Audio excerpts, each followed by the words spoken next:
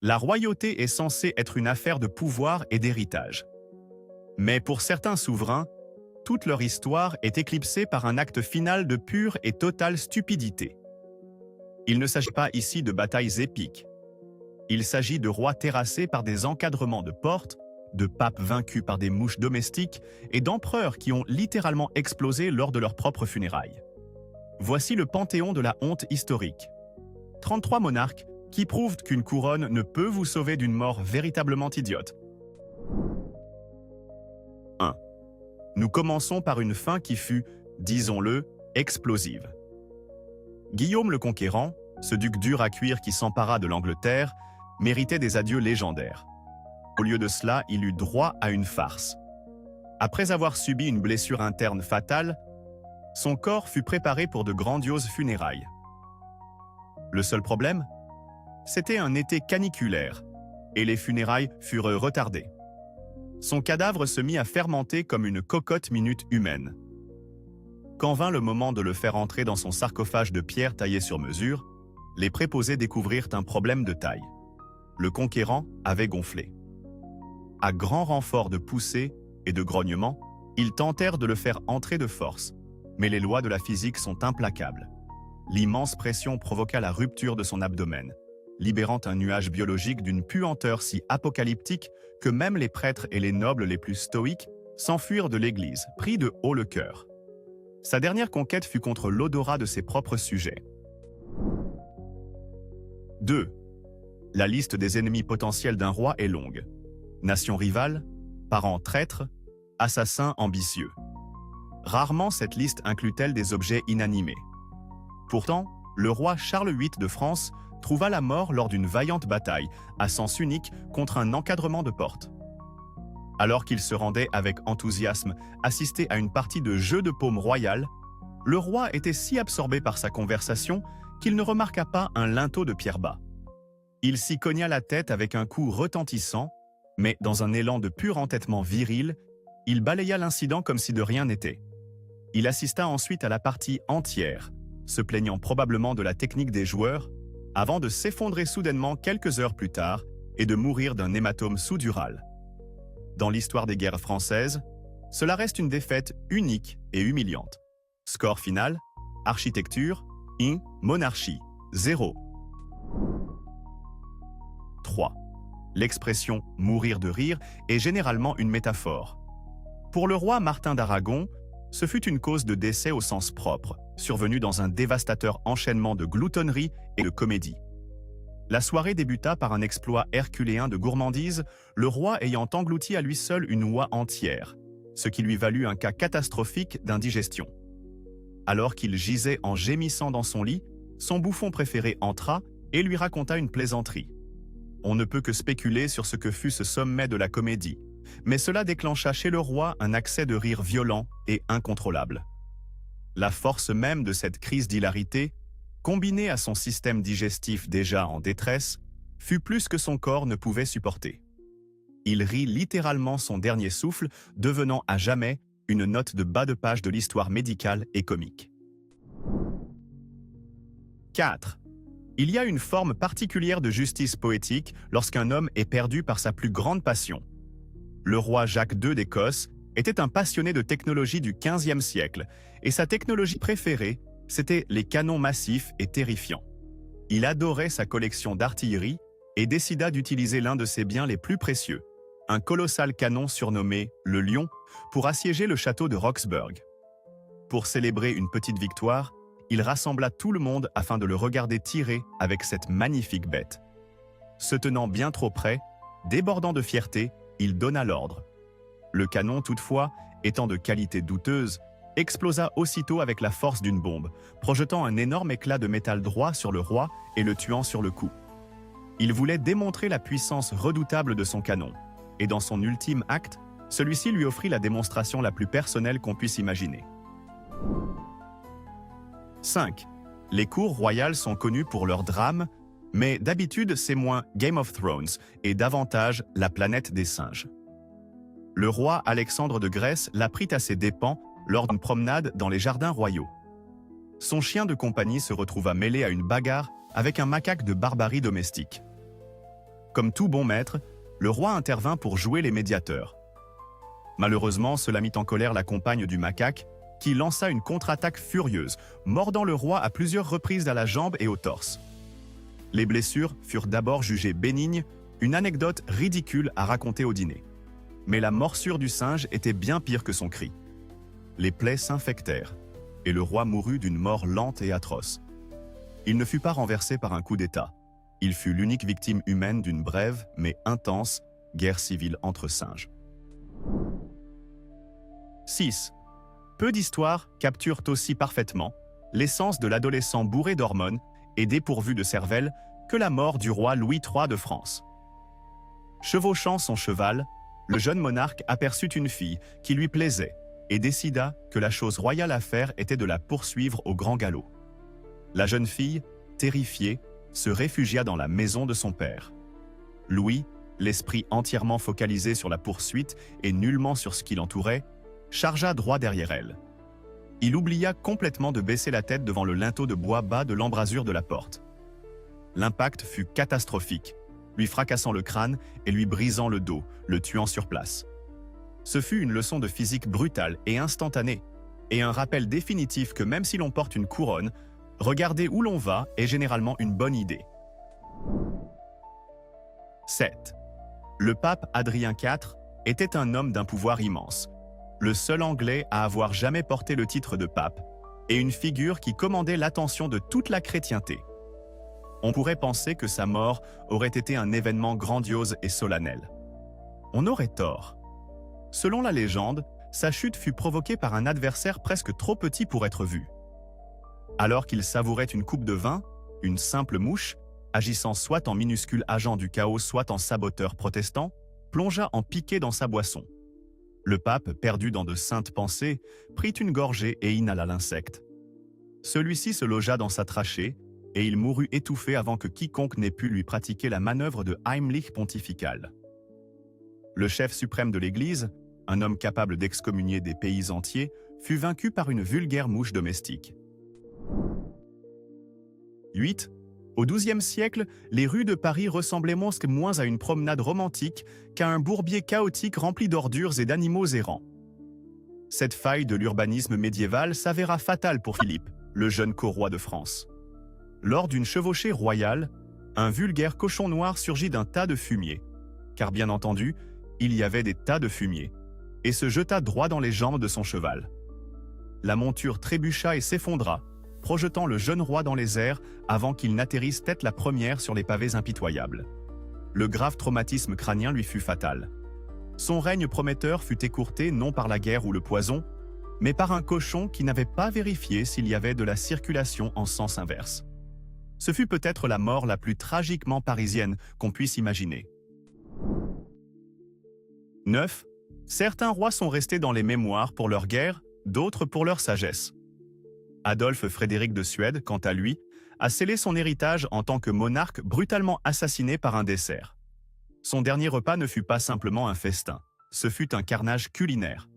Après avoir englouti un gargantuesque dîner composé de homards, de caviar, de choucroute, de harengs fumés et de champagne, il n'en avait pas terminé. Pour le grand final, il dévora 14 portions de son dessert préféré, le semla, une brioche sucrée trempée dans du lait chaud. Son système digestif, soumis à ce qu'on ne peut décrire que comme une invasion en règle, agita le drapeau blanc et cessa complètement de fonctionner. Il mourut peu après. Ce n'était pas un simple cas d'excès alimentaire, c'était un acte calculé de suicide culinaire. Il affronta sa douce et crémeuse faim une cuillère à la main et tomba les armes à la main. 10. Pyrrhus d'Épire était l'un des commandants militaires les plus brillants de l'Antiquité. Un homme si redoutable que son nom nous a donné l'expression « victoire à la Pyrrhus ». Il tint tête aux Romains et fut un rival respecté de géants tels qu'Alexandre le Grand. On s'attendrait à ce que sa fin vienne d'un adversaire digne de lui, sur un grand champ de bataille. Au lieu de cela, elle vint d'une mer en colère armée d'un morceau de toiture. Lors d'un combat de rue chaotique dans la ville d'Argos, un soldat ennemi s'apprêtait à frapper Pyrrhus. La vieille mère du soldat, observant la scène depuis son toit, décida d'intervenir. Elle saisit l'objet lourd le plus proche, une tuile en céramique, et la lança sur la tête du légendaire général. La tuile le frappa avec une précision stupéfiante, le désarçonnant, et il fut rapidement achevé. Le grand guerrier fut finalement vaincu par un acte de rage maternelle et un bombardement aérien improvisé. 11. Le trône d'un roi est le symbole ultime de son pouvoir, de sa stabilité et de son droit divin à régner. Il est censé être son ancre dans un monde chaotique. Pour le roi Béla Ier de Hongrie, il devint son instrument d'exécution. Lors d'une assemblée de la cour, alors qu'il siégeait sur son magnifique trône en bois, la structure décida qu'elle en avait assez de soutenir la monarchie. Dans un craquement soudain et fatal, l'ensemble s'effondra sous lui, causant des blessures si graves que le roi mourut peu après. C'est un niveau d'ironie presque poétique. Il ne fut pas trahi par un courtisan perfide, ni par une puissance étrangère. Il fut trahi par son propre mobilier. Son règne prit fin dans un fracas, prouvant que lorsque votre heure est venue, même votre propre chaise peut se retourner contre vous. 12. Frédéric Barberousse, empereur du Saint-Empire romain germanique, incarnait l'archétype du roi guerrier médiéval. Vétéran d'innombrables batailles et figure centrale de la Troisième Croisade, il était une légende redoutable connue sous le nom de Barberousse. Il mena une armée immense à travers l'Europe, apparemment invincible. Cependant, sa quête épique connut une fin ridiculement décevante, non pas lors d'une bataille héroïque, mais dans une petite rivière de l'actuelle Turquie. Dans un accès d'impatience, il décida de traverser les eaux peu profondes à cheval plutôt que d'attendre. Il tomba de son cheval et, alourdi par son armure ridiculement pesante, fut incapable de se relever. Le légendaire croisé, qui avait tenu tête à des armées entières, se noya dans ce qui n'était essentiellement qu'une flaque d'eau. Son équipement de protection personnelle dernier cri devint son propre cercueil d'acier. 13. L'histoire regorge de récits de rois assassinés, mais la mort d'Edmund Ironseed d'Angleterre atteint véritablement un nouveau point bas, au sens propre du terme. Surnommé Ironseed, côte de fer, pour son incroyable endurance dans les combats contre les Danois, ses derniers instants furent tous sauf héroïques. Selon un récit populaire, un assassin trouva le seul véritable moment de vulnérabilité du roi. Le tueur se cacha dans la fosse d'Aisance, sous les latrines royales, et attendit simplement. Lorsque le roi Edmund s'assit sur le siège des latrines pour un moment de tranquille méditation, l'assassin enfonça un poignard vers le haut depuis les profondeurs de l'immondice, frappant le roi dans la direction la plus indigne que l'on puisse imaginer. C'est une histoire qui prouve que, peu importe à quel point vous êtes puissant, un ennemi déterminé trouvera toujours le moyen de vous atteindre dans votre pire moment. 14. Certains souverains meurent par l'épée, d'autres par intervention divine. Pour l'empereur romain Carus, ce fut prétendument la seconde option, assortie d'un détail bien précis et embarrassant. La version officielle veut qu'il s'ait été foudroyé par un éclair au cours d'une campagne militaire. Une fin dramatique et quasi divine pour un empereur. Cependant, de savoureuses rumeurs qui circulèrent par la suite brossèrent un tableau bien moins majestueux. Selon les commérages, l'éclair divin frappa précisément la tente abritant les latrines de l'empereur, au moment exact où celui-ci s'y trouvait pour les utiliser. On ne saura jamais avec certitude s'il s'agissait d'un châtiment direct de Jupiter ou simplement d'une malchance à l'échelle cosmique. Mais cette seule éventualité fait de cet épisode l'une des plus grandes tragédies de latrines de l'histoire. Les dieux, semble-t-il, ont un sens de l'humour foudroyant. 15. S'il existait un concours de la mort la plus honteuse de l'histoire, le duc Jing de Jin serait un sérieux prétendant à la médaille d'or.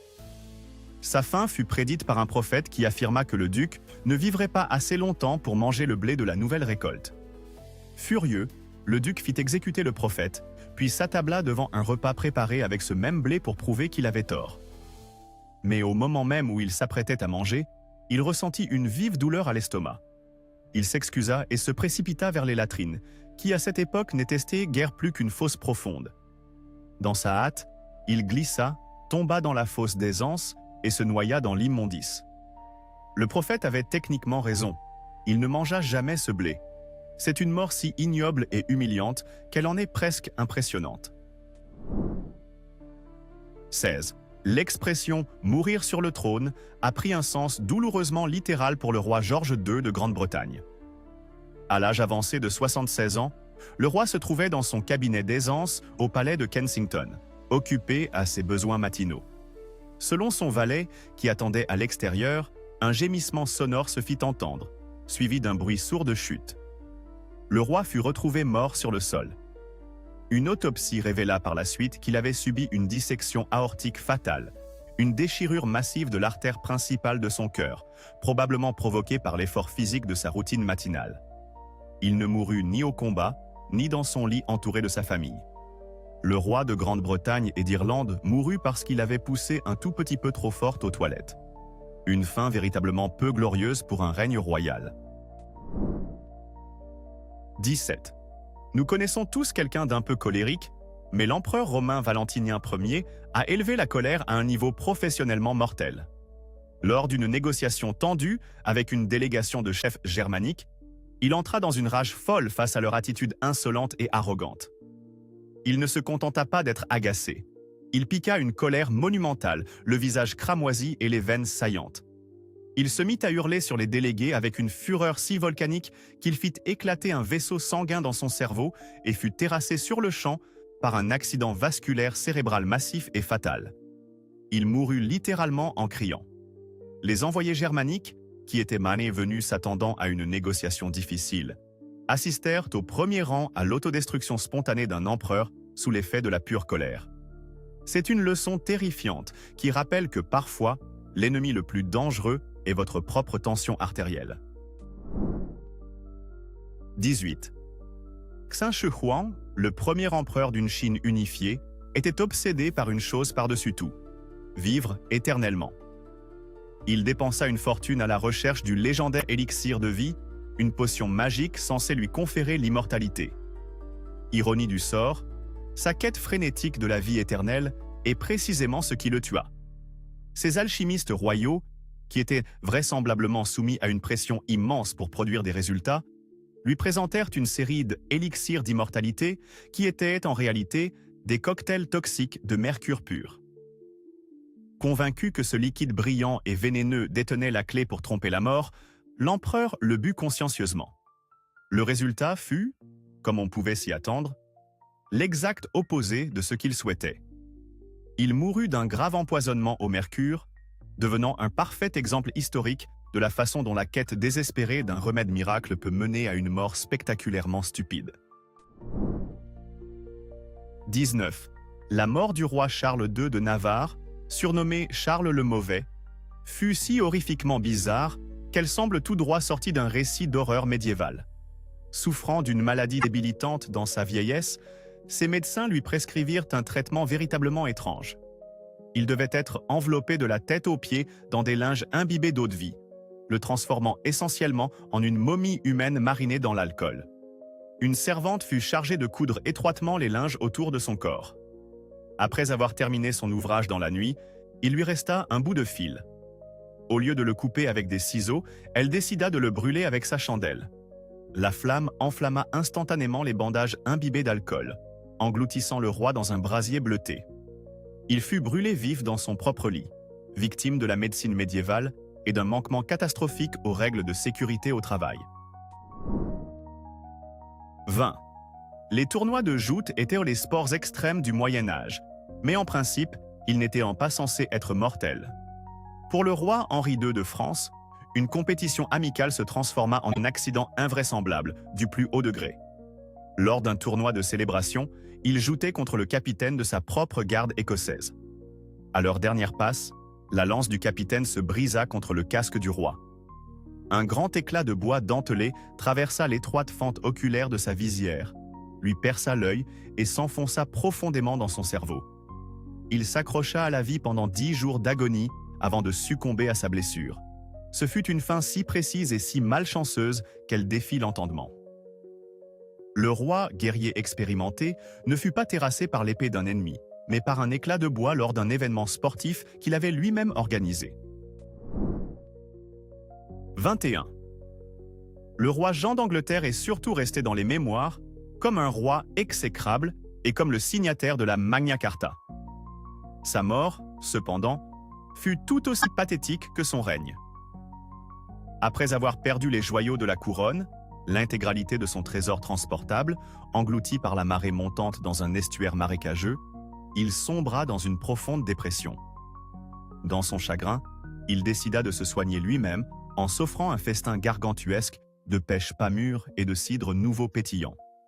Cette combinaison ravagea son système digestif, provoquant un cas violent et fatal de dysenterie. L'homme qui avait perdu un trésor valant un royaume entier, englouti par un marécage, finit par trouver la mort à cause d'une intoxication alimentaire provoquée par une frénésie de nourriture réconfortante. Ce fut une fin véritablement pitoyable et indigne pour l'un des monarques les plus honnis d'Angleterre. 22. L'étiquette de la cour royale peut être absurdement stricte, mais pour le roi Philippe III d'Espagne, elle fut carrément mortelle. Par une journée froide, le roi était assis près d'un feu ronflant lorsque celui-ci devint trop intense et il commença à surchauffer. Le protocole, cependant, dictait que le roi lui-même ne pouvait pas simplement déplacer sa propre chaise. Cette tâche revenait à un courtisan bien précis, le sumiller de corps. Le problème, c'est que le déplaceur de chaise désigné restait introuvable. Tandis que les courtisans cherchaient frénétiquement la bonne personne portant le titre de fonction adéquat, le roi fut contraint de rester assis là à cuire sur place. Lorsqu'on finit par trouver l'officiel, le roi avait été si gravement surchauffé qu'il développa une fièvre et des plaies gangréneuses, dont il mourut par la suite. Il fut la victime d'un système si rigide qu'il préférait laisser son roi rôtir, plutôt que d'enfreindre le protocole. 23. La mort du roi Jacques Ier d'Écosse est un cas d'école illustrant comment vos propres solutions ingénieuses peuvent se retourner contre vous. Lorsqu'un groupe d'assassins fit irruption dans sa cachette du monastère, le roi chercha désespérément une voie de fuite. Il se souvint d'un tunnel d'égout qui menait de sous le plancher vers l'extérieur. C'était l'évasion parfaite. Il n'y avait qu'un seul, tout petit problème. Quelques jours plus tôt, il avait ordonné que cette même sortie de tunnel soit scellée avec de la pierre. Pourquoi ? Parce qu'il en avait assez de perdre ses balles de tennis dedans. Piégé par sa propre solution méticuleuse à un désagrément sportif mineur, il fut rapidement découvert par les assassins et tué. Sa vie aurait pu être sauvée, n'eût été son dévouement antérieur à une partie de tennis sans interruption. Ias 24. Le pape Jean XXI était un homme de science et de savoir, le seul médecin jamais élu pape. Il nourrissait une passion particulière pour l'architecture et conçut personnellement un nouveau cabinet d'études pour lui-même dans le palais papal de Viterbe. Il était immensément fier de son œuvre, ayant créé ce qu'il croyait être un espace parfait pour les travaux d'érudition. Malheureusement, ses compétences en tant qu'architecte n'égalèrent pas ses compétences en tant que médecin. Le toit de son cabinet d'études nouvellement construit était structurellement défaillant. Un jour, alors qu'il se trouvait à l'intérieur, le plafond s'effondra, l'écrasant sous le poids de son propre grand dessein. L'homme, qui était censé être un maître de la guérison, fut tué par son propre projet amateur fatalement défectueux. Une leçon divine sur l'importance de faire appel à un entrepreneur professionnel. 25. L'histoire du roi Jean de Bohême est l'une des démonstrations de bravoure les plus déconcertantes et les plus absurdes de toute l'histoire militaire. À la bataille de Crécy, il était prêt à mener ses chevaliers dans la mêlée, mais il y avait un problème de taille. Il était complètement aveugle depuis 10 ans. Nullement découragé par ce handicap pour le moins majeur, il élabora un plan aussi insensé que courageux. Il ordonna à ses chevaliers d'attacher les rênes de leurs chevaux aux siennes, créant ainsi une chaîne de cavalerie humaine, dont il était la pièce maîtresse aveugle. Puis il leur commanda de charger tête baissée, au cœur de l'armée anglaise. L'issue était prévisible. Lui et toute sa suite furent massacrés. Il cherchait une mort glorieuse au combat et l'a assurément trouvée, mais son dernier acte fut l'équivalent médiéval d'un aveugle menant une chenille humaine à travers une autoroute à 6 voies. 26. Le roi Alexandre III d'Écosse était un homme qui riait au nez du destin, et le destin ne l'a pas apprécié. Le jour d'une réunion du Conseil royal, un devin l'avertit publiquement qu'une tempête catastrophique s'abattrait le lendemain, apportant mort et destruction. Le roi, sceptique notoire, se moqua de la prédiction. Cette nuit-là, malgré une violente tempête qui faisait rage dehors, il décida qu'il devait absolument chevaucher pour rejoindre sa nouvelle jeune épouse. Ignorant les supplications de ses nobles, il s'élança dans la tempête. Quelque part le long du sentier côtier, sombre et traître, son cheval perdit pied, et cavalier et monture plongèrent du haut d'une falaise, trouvant tous deux la mort. La prophétie se réalisa de la manière la plus directe et la plus ironique qui soit. Il n'avait pas simplement ignoré un avertissement. Il avait galopé tête la première à sa rencontre pour un rendez-vous nocturne. 27. Dracon, le premier législateur de l'Athènes antique, était connu pour ses lois incroyablement sévères, où même les infractions mineures étaient là punies de mort. Son nom nous a littéralement donné le mot draconien. On pourrait croire qu'un homme aussi impitoyable aurait connu une fin impitoyable. Au lieu de cela, il fut tué par un élan irrésistible d'affection populaire. Après avoir prononcé un discours dans un théâtre, les citoyens furent si enthousiastes qu'ils le couvrirent d'éloges à la manière athénienne traditionnelle, en lui lançant leurs chapeaux et leurs manteaux. L'adulation fut si immense qu'il se retrouva bientôt enseveli sous un amoncellement massif de vêtements. Incapable de se dégager du poids écrasant de leur amour et de leur respect, il mourut étouffé. L'homme qui avait écrit le manuel de la peine capitale fut, au bout du compte, la victime d'une avalanche vestimentaire mortelle. 28. Un beau feu d'artifice peut apporter joie et émerveillement aux foules. Un mauvais, en revanche, peut être fatal, comme l'archiduc Léopold d'Autriche l'a tragiquement découvert. Pour célébrer la visite de sa belle-sœur, l'archiduc décida d'orchestrer personnellement un grand spectacle pyrotechnique. Il rassembla une grande quantité de poudre à canon et de matériaux inflammables pour créer son chef-d'œuvre. Malheureusement, son enthousiasme dépassait de loin ses compétences en matière de maniement des explosifs.